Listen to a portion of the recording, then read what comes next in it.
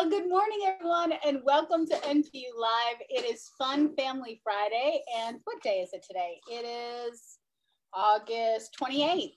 August 28th. Hola, mi llamo Timoteo. This program actually started about 15 minutes ago. Yep. We're now going to go on live because we're hanging out with the fam. So we got Yahida. That's right. And we got Kulia. Yahida holding it down from Massachusetts. We got Minnesota in the house this morning. We're going to be talking about their campaigns, how they're mixing it up and causing trouble. They are. Both of these ladies all over the news for different reasons. Because that's what we do. We amplify. Right. We amplify our voices. We get some things, some concerns that need to be heard, and we're being heard. I want to shout out. Sorry, I just want to. Let's get level here. Yeah. Okay, that's better. Oh, I'm sorry. Sorry. One of us is a little smaller than the other. One of us is height challenged. I'm sorry, I'm too tall. It's that gland problem I have. So I want to take a moment to shout out my special guest host all this week. Move over, please. The basket of laundry. Anybody else feeling this way this week? My children have ignored this basket of laundry all week. So it's been a special guest host on literally all of our broadcasts, every Zoom I've been on. It's been a wonderful, experience sharing this week with the basket of clothes. I'm gonna put it in front of the door. I don't know if it's like this in your house. See, we're letting you in real life. Yeah, now they can't open the door. But they'll see the basket of laundry. Maybe that's what the problem is. I don't know. It's like they certainly see the basket of laundry because the basket of laundry on the bottom is clean clothes. It's actually clean folded clothes that mommy did. Okay. On the top, it has evolved where it is now. I'm seeing some dirty towels. I'm seeing towels that were clearly folded by a serial killer. Tim Langan, he should not be allowed to fold any towels. I don't know what is, he's perfect in nearly every way except the towel folding. What's up with that? Anyway, there's some pajamas. I see a shoe that was originally in the basket, now is out of the basket. What is happening here? If it wasn't the middle of a pandemic, I'd take my children to go get their eyes checked because these kids just aren't seeing this basket of laundry. But it's going to be taken care of this weekend. Oh yeah, it is. How those 4-day pajamas get over here? I don't know. I don't ask questions, but you know what? This basket of laundry has become my ride or die this week. So I figured it's time to actually introduce all of you to this special guest that's been with us. Anyway. In addition, we're gonna full mommy today. I got a little toothpaste. Yeah, a little toothpaste there. Toothpaste on the boob. So that's just what it is. It's been a long pandemic week. Next week is September. That's like fall. So the pumpkin stuff we still don't know what's happening with remote learning. Our kids are going back to school. Is that what back to something? They're going to re-engage with the public school system, and we have no idea what the hell's happening. So, you know how I'm feeling about that. So I wrote a little op-ed that will be appearing in Commonwealth Magazine this weekend called Parents Have Questions. Got some questions. I have lots of questions. Has my child been assigned to a teacher? I don't know. I'm sorry. Could the teacher give me a call? A little jingle? Could we know what's going on? I'd like to know you. You're going to be showing up on Zoom. Oh, by the way, when are you showing up on Zoom? What's that going to look like? Are you using Zoom? Are you using Zoom with Google Classroom? How long are my kids going to be on Zoom or Google Classroom? What are they going to be learning? What do I need to do? Anything. Give me something. Nothing. So lots of questions. Would like to get to know these folks who know nothing about my children. I have literally been facilitating their education the last 6 months. Yep.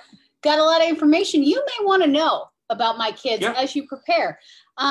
So maybe you want to know how my kids doing during the pandemic because you're going to have to deal with them for how they learn, what they're doing, what they're interested in, who they are. Any regression, what their names are. Yeah. What their names ages, are. Anything. Yeah. It's okay. All that stuff. Oh, that's so deep not a lot. So I kind of brainstormed this list things that I'm thinking. Should I just bring up the list? Just bring it up. Just tap dance there for a minute. I will bring up those. Parents have questions. Oh, look, it's right here. Convenient. Okay. Here are some of my questions. If I've left anything off, please write it. Please write it in the comments. So here are my questions. What is the school day and classroom schedule going to look like from a student's perspective? That's How often will teachers be expected to log online? Who will be tracking it? What will happen if a teacher doesn't log on or show up? And don't tell me this doesn't happen. Miles' teacher didn't show up for solid 5 weeks. I don't know. And then we heard something about COVID-19 exposure. There was a substitute who dipped in for like half a week and then a lot of listen, this is a very difficult time and we're all learning. We're still learning. Yeah, I've learned a lot. Can we have some grace, please? Where's the grace? Mom's learned as much as she's willing to learn. Now I'd like to see what you've learned. That's right. What else I got here? How will student attendance be taken? Especially an important topic, because they're threatening to call the Department of Children and Families on us if we don't show up on the schedule that we don't even have yet. So the stuff I'm interested in is how they're going to enforce attendance, but also too, how they're going to enforce things like you can't wear pajamas on camera. I've got two out of our 5 boys are going to have issues with that. Yeah. And then also, wasn't there something about someone petting their cat or something during their Zoom session? Yeah, we got this anecdote from a parent. I want to say, was it in Ohio or Iowa, one of those states, but where the teacher had told their child, like they had ended the lesson or whatever, and the baby was like, I think the child was in like 2nd grade. Well, can I pet my cat now? Do you want to see my cat? Don't touch your cat. If you touch your cat, that's, we're gonna give you a pink slip. And we all know what pink slips are. That means you're telling mom or dad. Don't pet your cat in your house. Yeah, right. So now, like, Right, you think you're gonna tell my kid they can't pet their cat or dog? Pick your battles, guys. I don't even have a cat or dog right now. I might get one. I might get one just to see what happens. Just to see you try it. Just to see you try it. Oh, I like this next one here. Why isn't professional development mandatory to ensure educators have the skills they need to navigate Zoom and Google Classroom? Because in our district in Somerville, Massachusetts, it was given as an option during August. In case educators felt they needed it. And it was funny because we've been sitting on a lot of town halls. And the question that keeps coming up, not from us, because we sit back and observe. Yep. Like we get access to a lot of these folks. So when we go to a town hall, like we're not in there like a bulldozer. No, we just come with a bag of popcorn. Like, what's up? Like, let's see if we're crazy. And parents over and over and over and over and over again. Are you going to teach the teachers how to use this stuff? Yes. It was bad. It was super bad. And the answer we keep hearing from superintendents, a number of them, is, oh, well, we're offering it if educators feel like they need it. Well, parents would like to let you know we feel like you need it. Yeah. You should be doing that. All of you. It's good for a refresher just too, do it. right? Just Review. Please, God, learn how to use Zoom. Holy crap. Right. It's a gift. It's not cute. It's just not. It's not cute to be like 6 months into this and being like, oh, well, we're all learning. Well, it's just Zoom. Holy crap. If teachers are only expected, and this is probably one of the top concerns I've heard from a ton of people. I'm very concerned about it too. If teachers are only expected to deliver 45 minutes of live instruction, if that's it, because like where we have heard about schedules, it's like, oh, we're going to have a 45-minute Zoom. It's going to be 3 times a week and you can show up there. It's going to be synchronous. We'll get to that in just a moment. If teachers are only expected to deliver 45 minutes of instruction a few times a week, what are they going to be doing the rest of the day? What are we doing? And by what are we doing, I mean, what are teachers going to be doing? Are they going to be calling? Are we going to have little check-ins? Right. Are you going to be helping to let me know how I can best help my child? Like, what are you doing? Happening? And you're going to have those hours at times that meet with parents. But can you do me a favor? I went to school for English. I read a lot of books. I, up until recently, have never heard the words synchronistic and asynchronistic. Now, is that is synchronistic the one that comes from the top of the cave and points down? Or is that asynchronistic? I always mix those two up. Is this what is this? I can't tell if this is a dad joke or if this is real. I literally have never heard these words until the last week. Can we just stop this now? I actually put this up on Twitter and it's going viral because I think, we may have hit a nerve here. We're hearing a lot about synchronous learning versus asynchronous learning. Why are you talking like that? But who speaks like that? We're talking about live instruction versus pre-recorded instruction. You're trying to edu-jargon up the conversation so you can, I don't know, prove that you're smarter than other people, exclude parents from the conversation, make it sound really fancy. It's not that fancy. It's not that complicated. No. You're either teaching live on Zoom, meaning you're participating and facilitating the Zoom meeting, or you're not. Right. So let's not try to use exclusionary language that keep people out of the conversation. Right. Let's not try to make it sound like you're doing something fancier than you are. Like, we're not talking about synchronized swimming with all the kids and trying to teach them on Zoom. That'd be cool, actually. We're talking about, like, are you showing up for the class or are you not? Can we all just agree that it's dumb? Like, so synchronous is when the teacher's on the video, right? Yes. And asynchronous would be like not like pre-recorded. Sort of like asymptomatic, asynchronistic. There you go. See, that Latin class in 7th grade paid off for something. I don't get it. So the bottom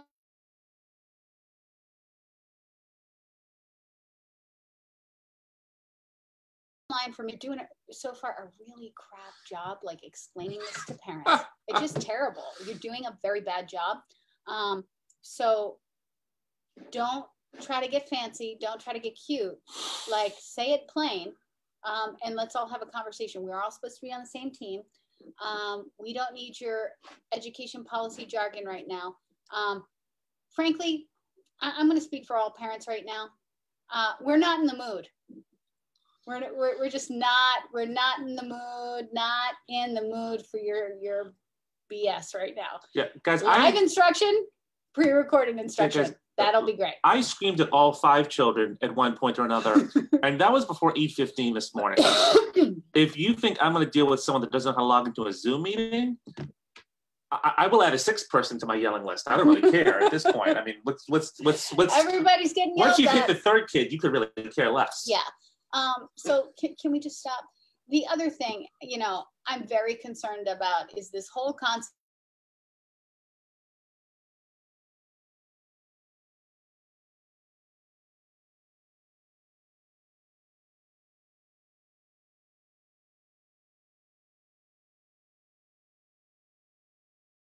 of teaching the kids. Are we? I don't know. Parents out there, do you know what I'm talking about? I watched Frozen. It's Frozen Friday. Or I watched Napoleon Dynamite, like this one. Mr. Former teacher over here used to play Napoleon Dynamite. That's all they had. Like, so they watched it like 37 times. Like, I get it. Maybe once a quarter. Yeah. Maybe twice a year. I could see like, oh, we're gonna watch a movie. It was just during study. Yeah. Anyway. Well, studying is supposed to be happening during study, not watching Napoleon Dynamite. We don't need movie day. No. Okay. They've had movie day. They've had movie tons day. of movies. They've had Fortnite day. It's all set. We need to get them caught up. We need to teach them how to read and do math. Yep. That's your job. Yep. Teachers, educators, administrators. This is what we would like. Focus. The social emotional check-in kind of thing too. Like, we're gonna have a 45-minute session 3 times a week, and we're gonna feel our feelings. There are all lots of feelings. Trust me, we got a lot of feelings over here. So many feelings. Yeah, we're all set with the feelings. But the bottom line is, like, there must be an attempt at learning. Like, there's got to be actual academic content. Something. So, want to hear more about that? Want to hear more about, like, what our expectations are? Because I'd like to see if they match my standards. Because frankly, Don't know right now. Really excited, our friends at 10, Transform Education Now in Denver, Colorado, they actually set up their own website around so parents could actually log in and see what their kids should be learning this year. So while we're all observing Zoom and all of these, remote learning opportunities, we can actually check in to see if our kids are on track, because no one else seems to be checking in. In fact, they're trying to kill any kind of assessment to determine where our kids are and what they need to learn. So it's a problem.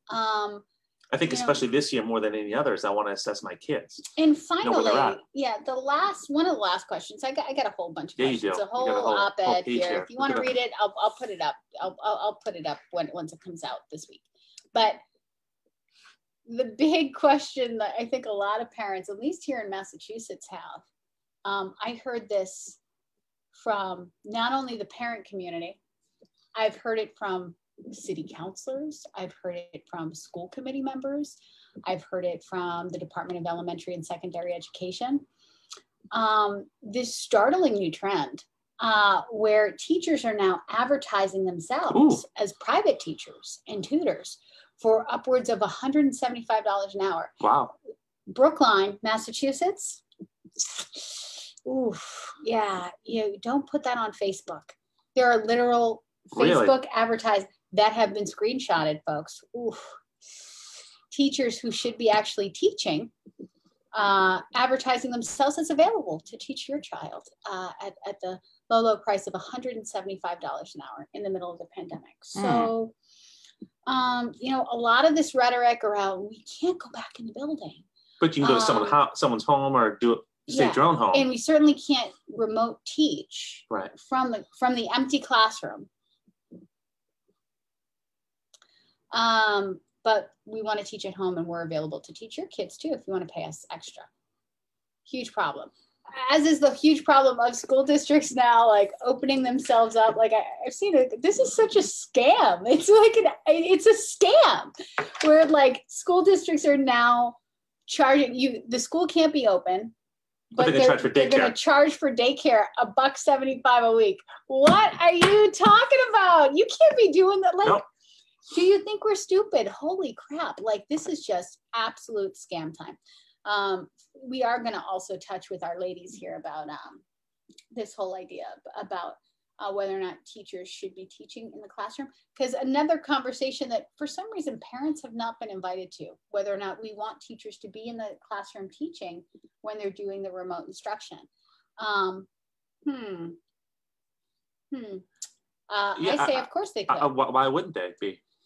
Because, if you have had the experience where teachers haven't shown up, or you're getting very limited instruction, or it's scattered, or it's not academic content, something's got to give. Something has to change. If you've ever had the experience of watching your son's first grade teacher teach from her bedroom.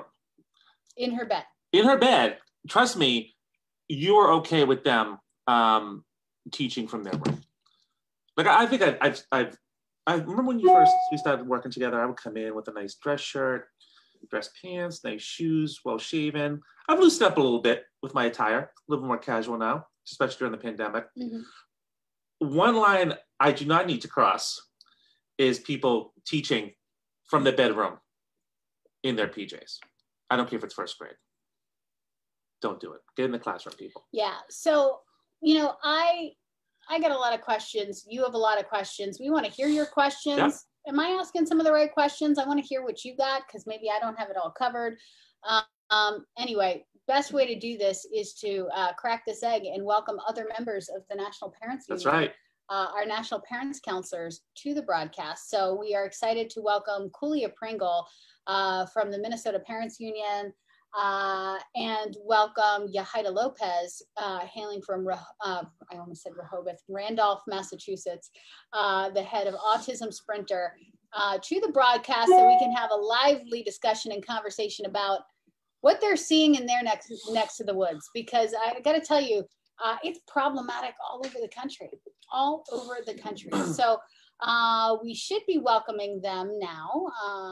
Hopefully Daniel is bringing them in from our little green room. That's And right. I'm excited about that. I see Kulia coming in. Good morning, good morning. And there's Yahida. Oh, my thing was off. No worries, no worries. Good morning, ladies. You're looking lovely today. Morning. What's up, mi gente? How are you? We got to start from the very beginning here. Let's check in on our hearts. You know, before the broadcast, you know, we were sharing the struggle a little bit. You know, pandemic life is real. Yep. The sock struggle, we're getting back into it. Yep. The weather here is getting a little cooler in Minnesota.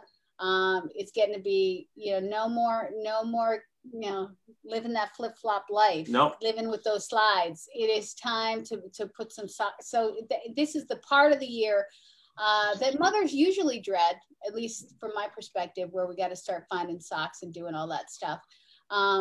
And ladies, I do know you said good morning to me, but did you say good morning to my special guest host, the pile of laundry? Like, am I the only one living this life? I need some support this morning, ladies. It's I go through the same thing, right?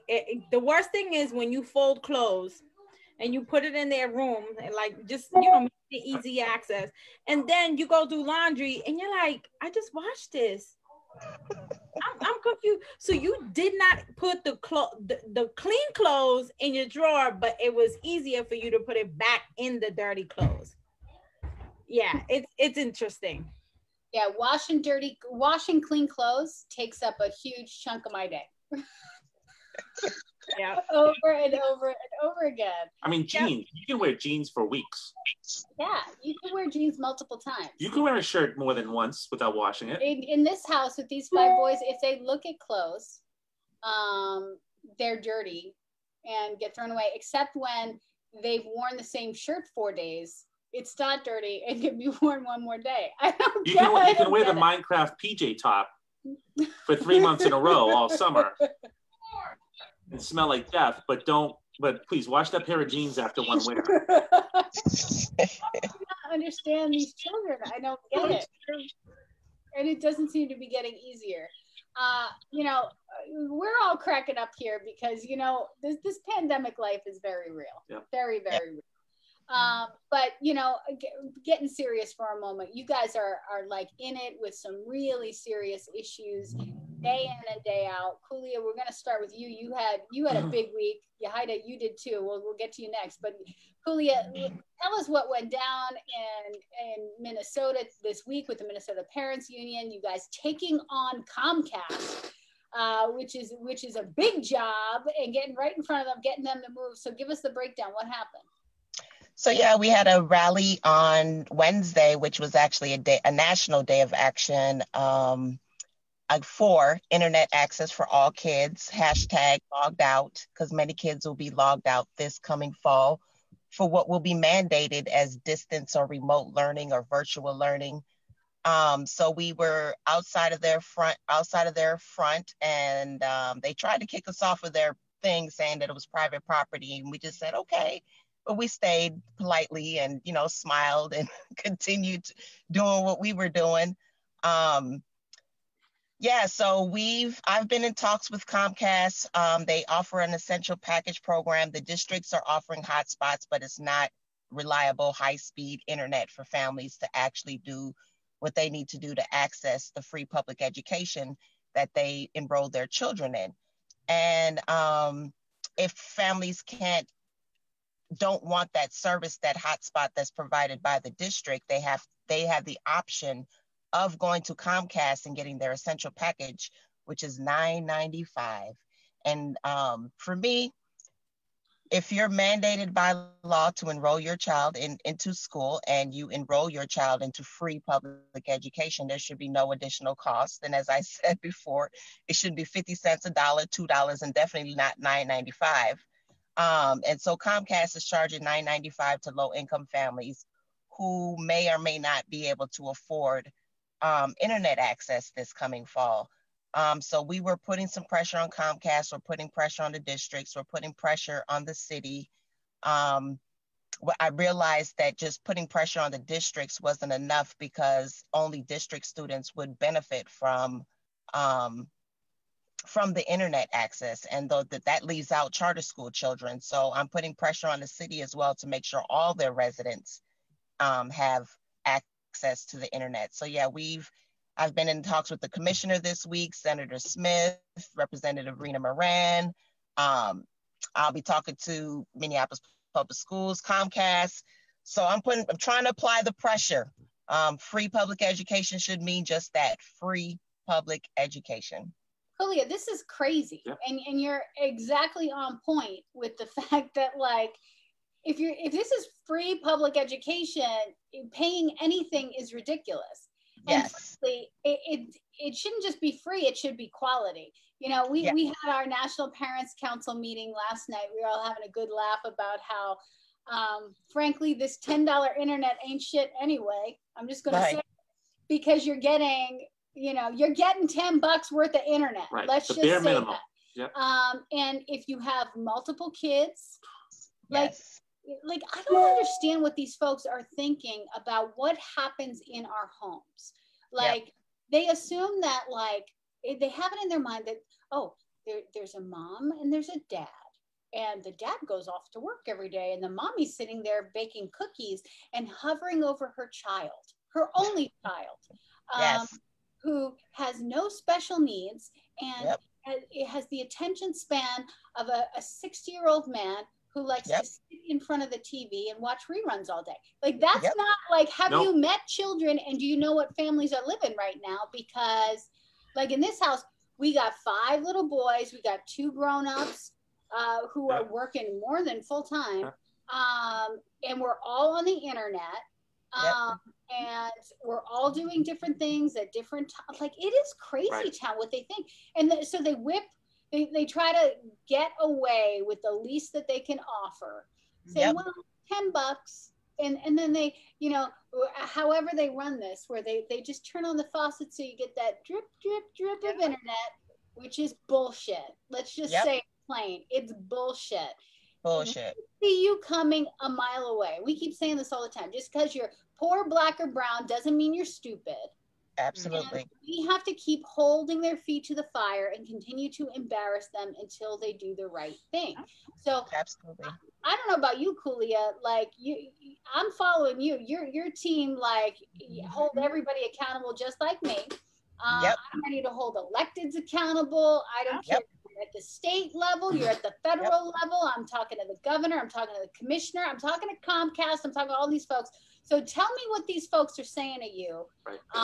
And because, we're very familiar with the lip service. Oh, well, thank you for your advocacy. We really appreciate, we're really taking this seriously. So here's a nicely worded letter, and we have heard you. We have heard you, Kulia. You listened. So how are they hearing you, Kulia? What's next? I would just what you, literally just what you just said. I will say that Comcast has come down on some of my demands. I will give them credit for that. Not all of my demands were happening. Before, if you had a balance, I think you had to wait a year or something like that before you can get the essential package program. But now they will wipe your debt clean if you get on and you have a previous balance. But if you're a current customer and you want to access the essential package, you've got to come off of Comcast for 2 months. So either go without internet or find another internet provider for 2 months and then come back as a new customer for the essential package program. So it's sort of a flip the button. Flip it. Yeah. So it's sort of weird. So I'm still pushing them on the current customer thing. The wiping the balance thing is a good thing. They're offering a free service to where parents can monitor their children's devices and shut it down. I said, okay, that's good. Now let's get back to this $9.95 and these current customers. So they've said that they are working with a few districts in Minnesota and the county to make sure that to have those entities give families codes to actually pay for the $9.95. So we're going to be putting pressure on city council and school districts next to actually give families what they need in order to access free public education.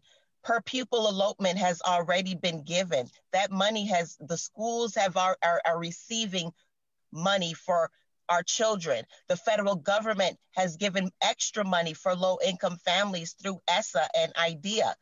What is the problem? There was extra money through the CARES Act. What is the issue here?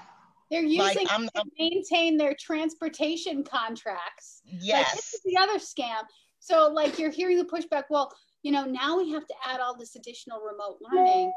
Plus we're still paying transportation companies and lunch ladies and all.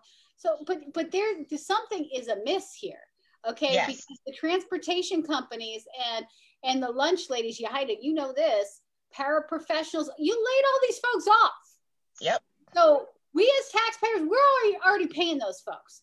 So talk about double, triple dipping here. So now we're paying you to pay a transportation company that isn't employing people, or a school district that laid a bunch of folks off with extra money. Where is that extra money going exactly? Into the pockets of people who aren't doing anything that is impacting families directly. Like, Yahida, jump in for your sister here. Like, holy crap. That's like the Finding the Waldo type of question, right? Like, where are we gonna find the striped shirt or the bag of money somewhere because that's what I've been trying to figure out, right? So I said the same thing. And mind you, I sit on CPAC. I'm trying to be civically obedient and be seen as a partner, and I'm here to support and donate. You know, like, honestly, guys, I'm pretty much checked out with trying to be nice these days, right? Because I can't ask the same question repeatedly to get this circle. So the last time we met with the school district, they gave us this whole, we got touchless toilets, we got touchless this. And I'm like, great, but kids in Newton Public School already had touchless everything. So why are we just so behind on touchless things? Like, that doesn't even matter to me. You guys should have already had touchless everything years ago. And why would you even put touchless anything in molded bathrooms that's mice infested? So I'm confused. So that's just one thing. And then the other part is we want to know how kids are going to learn when there's no staff.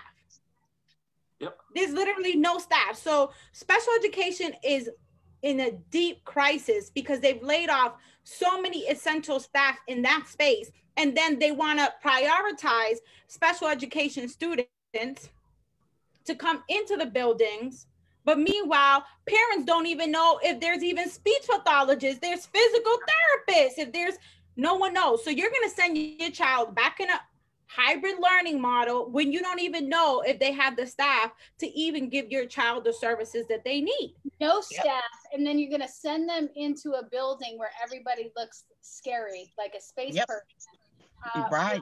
Like mine that have issues with transition and being redirected from preferred activities and anxiety over, you know, anticipating scheduling, which you haven't even figured out. So like, what are we doing here? Like, what is this mess? Like, it just sounds like wah, wah, wah, wah, wah, wah, wah, wah, wah.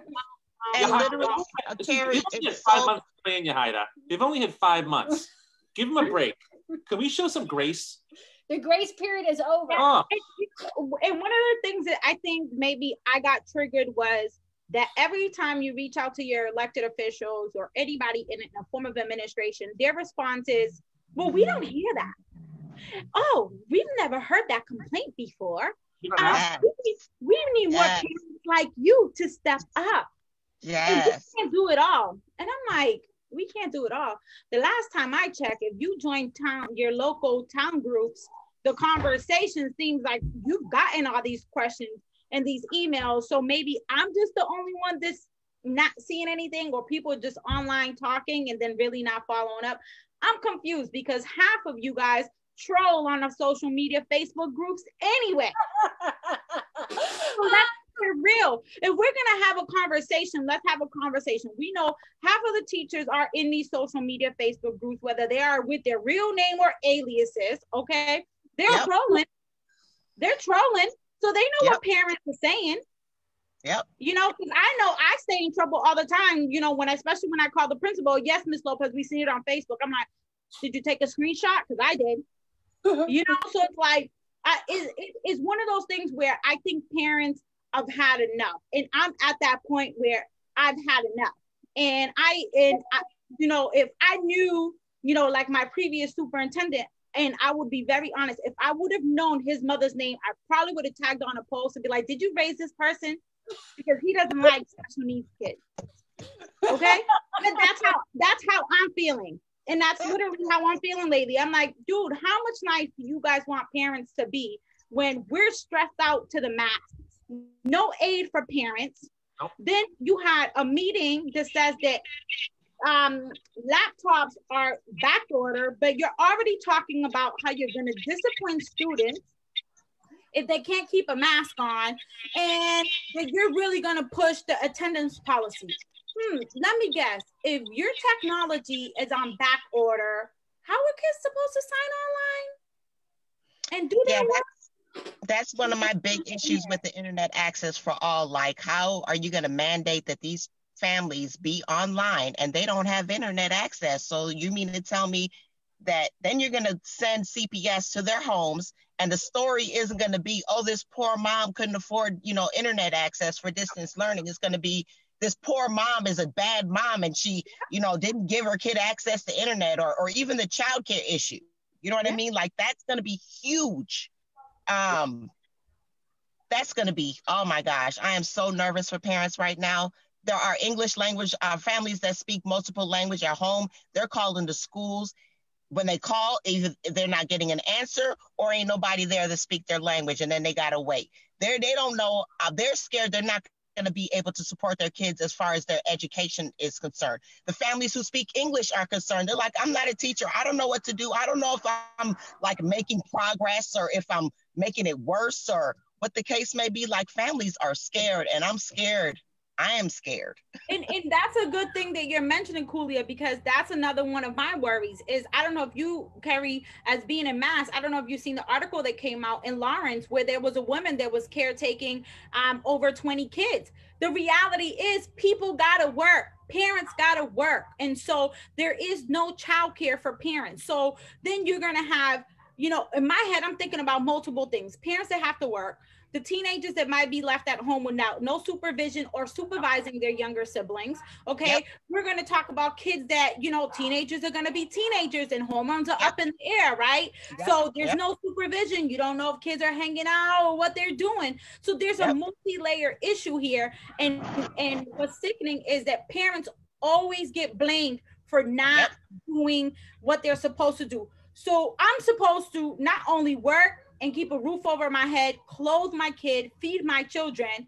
Now I'm supposed to figure out how I'm going to remote teach, no more than a certain amount of people in a household. So who are we going to continue to blame here? And that article that was in the Boston Globe, like we heard from that reporter, sent parents her way about this threat around, you know, DCF, as we call it here, the Department of Children and Families. Like, that's going to be a real issue. And what is very concerning to me is the idea that these school districts think that an already broken DCF or Department of Children and Families now have time to be checking up on whether or not your kid is showing up on Zoom. Like, who are you kidding? Like, these systems were already broken and overburdened, trying to help kids that were literally in danger, in dangerous situations. And now we're going to be calling them for this crap. Like, it is unreal. And the other side of it is, like, and I had a conversation with the commissioner of early childhood ed the other day, talking about the fact that, you know, they want to place restrictions on these homeschool pods or whatever we're calling it, you know, like folks having to do what they have to do to make sure kids are safe, they're supervised, and they're on their remote learning. She said, well, these folks should be licensed, and we're going to be cracking down on that. I said, really? Because, you know, we're going to be cracking down because, you know, we're going to be taking a hard look at what's actually being offered on these Zooms, time spent on learning. If you're not going to be graceful to parents, we will show you no grace. Yes. And we will. And then my question, we will show up with all these folks. We will sue your asses, and that's what it's going to end up coming down to. Because when you start to treat parents like this, like the grace period is over. We need more from you guys communicating with us, not just the teachers unions, but with parents and families who you need on board with this stuff. And are they doing the same thing to rich people who have money? Are they going to be checking their licensing? Are they going to make them require? So anything that pertains to people of color and the education of Black and brown children, we want a license. We want to put policies in place, everything to purposely oppress the education of Black and brown students, which is a continued, cycle. And I think that that's why people of color are so upset about how are Black and brown students supposed to ever get ahead to their counter, peers in different districts, while we're always still trying to fight for the basic necessity. So Kulia, what are electeds in Minnesota telling you right now? Like where are you in this process? Like, what do we need to do? It's all hands on deck. What's happening? They're giving me lip service, Keri. It's I think like my next step, like I think Comcast has felt some pressure. They really are trying to step it up. Now it's the school district and the city's responsibility, because like I said, there's that CARES Money Act, and we got to follow that money. We got to follow it. Where is that money? Why do families still have to worry about internet? Even childcare, like I said, ain't nobody bringing up that issue of childcare. Families should be able to get, and even the food, like I have families complaining. I mean, and I guess, food is food, but you're giving families the same food every day. Come on. Like, I've got families telling me that if they see that box anymore, they're going to throw up. You know what I mean? Like, they want to have a full-fledged campaign just on the food alone. So like, as of right now, I'm getting lip service. I'm going to continue to put pressure on the cities of specifically Minneapolis and St. Paul, and as well as Minneapolis Public Schools and St. Paul Public Schools. I know St. Paul is a little bit ahead of the curve than Minneapolis. Minneapolis is the biggest school district in the state. St. Paul is already speaking to Comcast right now to set up these codes. So Minneapolis needs to do what it needs to do to make sure that its families and its residents have access to the internet. Happening for every single kid in Minnesota. Every kid, district, I don't care where they are. If you are a child in public education, you should be receiving free internet. Julia, let me know when it's time to go to court. We're ready. Happy to help the Minnesota Parents Union, any of your folks on the ground. To me, it kind of makes sense. If you're supposed to have free access to public schools and the only access you have is online, it better be free to get there. It better be free. Better be free. That's it. So hashtag not $9.95. Yeah. We had some other more colorful hashtags. That's right. You don't want to miss these National Parents Council meetings, but they're not for everybody, not for the faint of heart. Anyway, so Haida, let's turn to you right now, because you are also in the mix. Like, you are fighting in the neighborhoods. I hate to say it's the same old fight, but while all of this chaos is spinning around, trying to figure out how to keep our kids safe, how to make sure that they're engaged in education. You are also on the front lines of literally keeping them safe, keeping your mama safe, everything that's going down right now in Boston with methadone mile.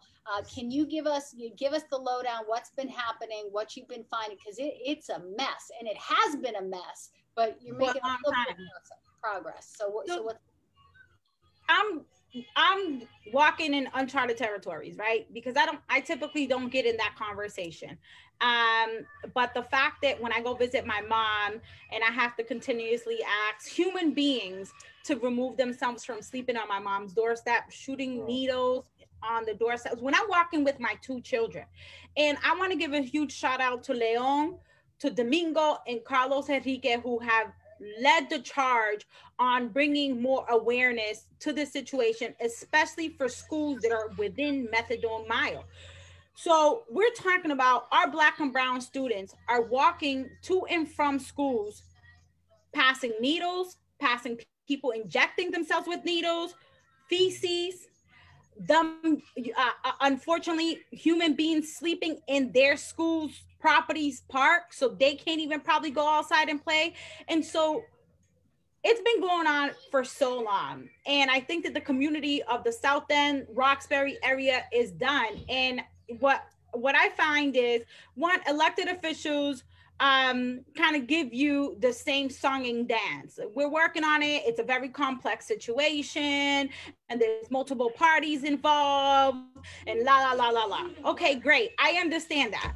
But at the same time, at one point in time, if you guys are making a comfortable space for people, human beings who are still other people's children's, grandchildren, parents, you know, all of that, to be comfortable to use drugs and inject themselves with drugs, why is the community feeling so uncomfortable?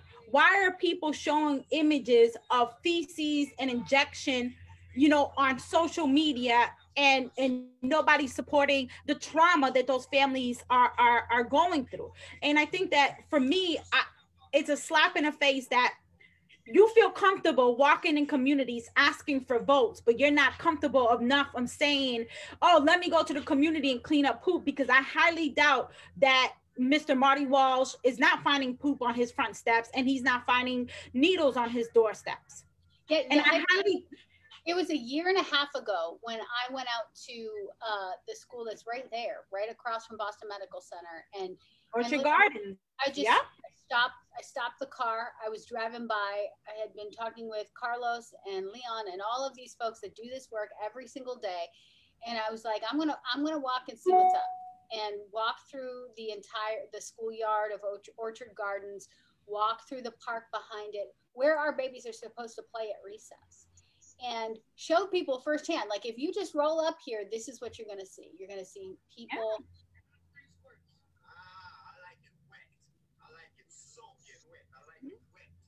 Did you cut out, Karen? It's an unusual sight, and it's a very uncomfortable sight.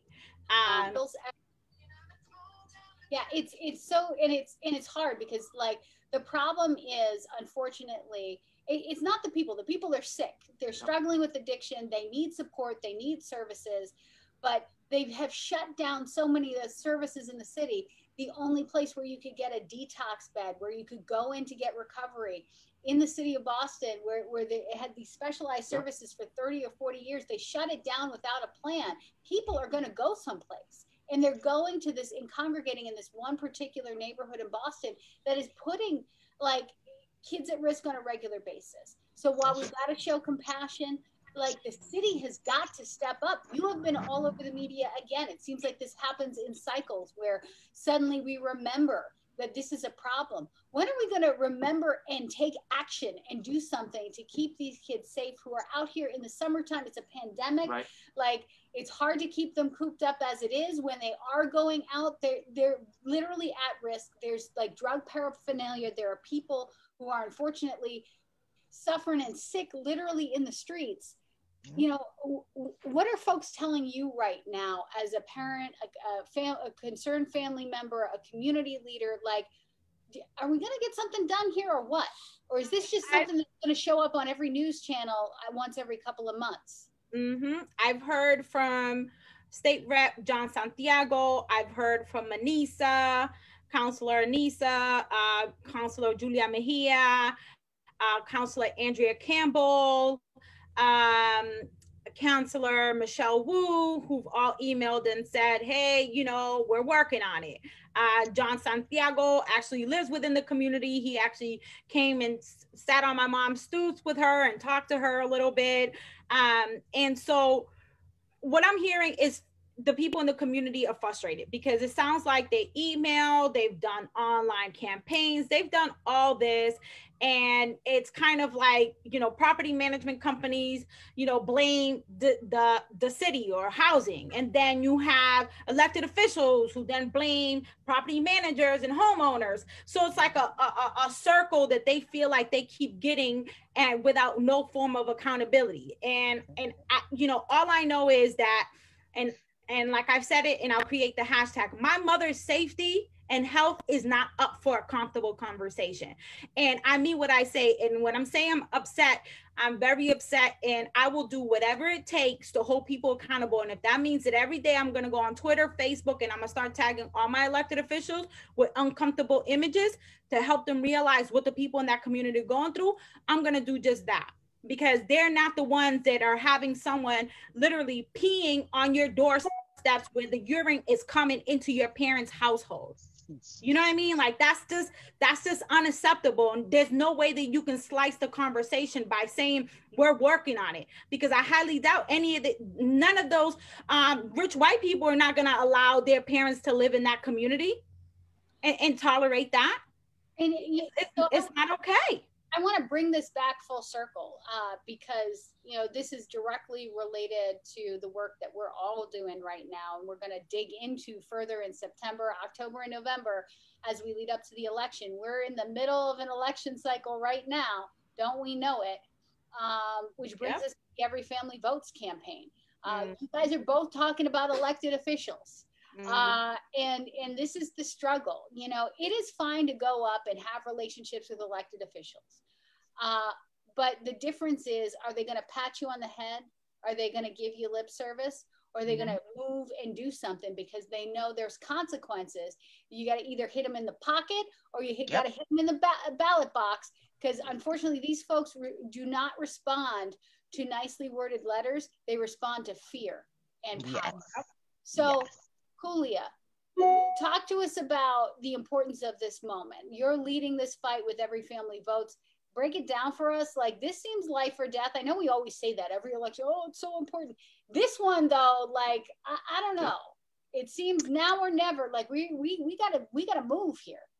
Yeah, I feel the same, and I think it has to do with just our experience with the last 4 years with the current administration and just how it's filtered down locally.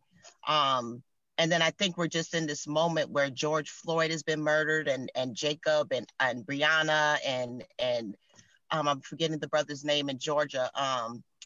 But I think people are just like, enough is enough, and like people are taken to the streets and people are ready for change, and the status quo is unacceptable. So here, you know, National Parent Union has launched Every Family Votes campaign to ensure and try to make sure that every family votes. It is so important. And I can't stress how important it is too, because I'm not a citizen of the United States. I'm a permanent resident. So the only thing that I can't do that a citizen can do is run for president and vote. So I am begging those of you, I live in this country, as my title says, permanent resident. I'm permanent, I'm here permanently. I'm just hoping that people will get out and use that vote to actually change what we've all been saying, that we want change, from the school board to city council to governors to state legislators, federal legislators, and even the president of the United States. We have to demand change. And if those people that we are looking at are not representing us, then we're going to have to take them bold moves and run ourselves. And I just want to give big up my she calls me her chingona, but she's my chingona as well, Adriana Cerillo in Minneapolis, who was a family advocate with me at the Minnesota Parent Union, joined the National Parent Union, but decided she'd had enough. And now she's running for school board in South Minneapolis, representing the families, the Latine families over there. So I am praying to God that that, you know, families step up, go out and vote. And if people aren't doing what you needed to do, run yourself. Yeah, Haida, you did run yourself, and it's tough, but it's worth it to be in those conversations. Can you give us your perspective? I'm all for parents and people in the community to step up to the plate and tackle, you know, oppressive values. You know, I ran for school committee here in the town of Randolph, Massachusetts. I didn't make it. And unfortunately, sometimes people like myself are not really wanted to have a seat at the table because we use the terminology Black, brown, marginalized, and words like that that oftentimes trigger those who don't see the value of having those conversations. So people like me are kind of like public enemy number ones in my community.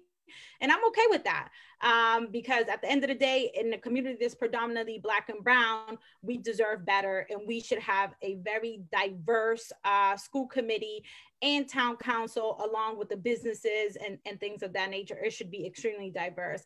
And I'm all for parents stepping up to the plate and challenging the status quo. And it's okay if you don't win the first time, you can go back a second time. It's all about holding people accountable. And I think that voting is critical, because if we continue to go through what we're going through, we're gonna really be in a very depressive state, and it's gonna be really bad for business. Well, let's get real. Yeah, let's get real for a minute though, ladies, because like, we know we should do this. We're all saying the right thing here. But you get the excuses all the time. We only have 2 minutes here, but I want to hear some real talk for families who are like, yeah, I'll get to it. I'll try. It's a pandemic. I don't feel like it. It doesn't matter. They're all the same. Like, we've heard all the excuses, right? We've heard everybody say why they're not voting, why they don't care. I'm not political. I don't like that, whatever. So, Kulia, what are you saying to these people in this moment to move them from apathy to action? I'm having conversations with them daily. I'm gonna make sure that you show up at the polls. I'm gonna make sure you got a ride. I'm gonna make sure there ain't no barriers. I'm gonna keep talking to you about the issues. I'm gonna keep saying, if you keep talking about this issue, you're gonna have to vote. If not, you got to sit down, because you can't stand up and not vote and be complaining. If you're okay with it being as it is, then shut up. You have no right to say nothing about anything because you're okay with the status quo. And the rest of us who are not okay with the status quo, it's upon us to actually get out, talk to our neighbors, talk to our family members, talk to the people that we don't know, go outside of ourselves, make sure we link up. We all going, oh, you need a ride, you need a ride. Did you register? Did you register? Or let me get that for you. Or you don't know this, you don't know that. That is the goal I'm hoping with Every Family Votes. And that we hit the ground running, and we are talking to families and stressing the importance of not just this election, just elections in general. We can't say that we want change and we're showing up at the school board meetings and we're shutting things down. Yeah, we can shut it down. But the way to get things changed is to actually get policies changed. And the way to get policies changed is to vote people who are willing to make those policy changes. So I just call people out, shut up or go vote. And I'm the same way. You know, I love when people go on Facebook and start complaining, and I'm like, I've only just been saying that for like 4, 5, 6, 7 years, maybe. I don't know. And I'm more stand for something or fall for anything. And I always remind folks that everything you do in your daily life is centered around policies, procedures, and laws. So that's all part of politics. And if you are addressing an issue, you might want to research its policy or law behind it. And most importantly, check how your elected officials vote, you know, because some of us watch these town council meetings, or we watch, you know, our elected officials, but we also have to pay attention how they vote, because sometimes some people come in those nice little business suits and nice little dresses and stuff with little pearls, whether they fake or not, and tell you all the great things. And then next thing you know, you're like, but that's not what you were saying when you were walking the community. So I'm confused. So it to me, I pay attention to how people vote. It's really important for me to see where my vote is going to go and if I'm going to vote for you again, because it's just, you know, you can't tell me one thing, and then you get into space and do something different. It's just you gotta watch them real close. You know, there's this saying that people love to say, you know, if you're not at the table, you're on the menu. Well, folks like us, we're always on the menu. Always. Definitely. And so not only do we have to be at the table, we got to be at the head of the table. We got to be watching what everybody's eating, what everybody's sampling, and all of the whispering that's happening at the table. And then we got to vote for who we actually want to be sitting and eating with us. Yes. We don't have any option. We have to be at the table. These are our children we're talking about. These other folks, optional. We can choose who we're going to dine with. So, ladies, I love your work. You're doing extraordinary things. Call on us when we can help. Ms. Kulia Pringle, who's the chair of Every Family Votes, joining us this morning. So proud of all of her work on the ground in Minneapolis and St. Paul, but also like leading the charge across the state, across the country. She's fired. Yahaira Lopez, who is the founder and CEO of Autism Sprinter, leading conversations across this state, holding them accountable, lighting them up, and doing extraordinary work with the National Parents Union as well. We're so grateful that you guys were here for Family Friday. I feel like I'm ready to get to work now. Right. I'm going to forget about all the socks and underwear I got to not fold for the rest of the day, and I'm ready to dig in. So thank you, ladies, for your time this morning. Bye, guys. For joining us this morning on the National Parents Union broadcast. That's a wrap for this week. That's it. Except for tomorrow, because tomorrow's Dad to Dad. What are we talking about?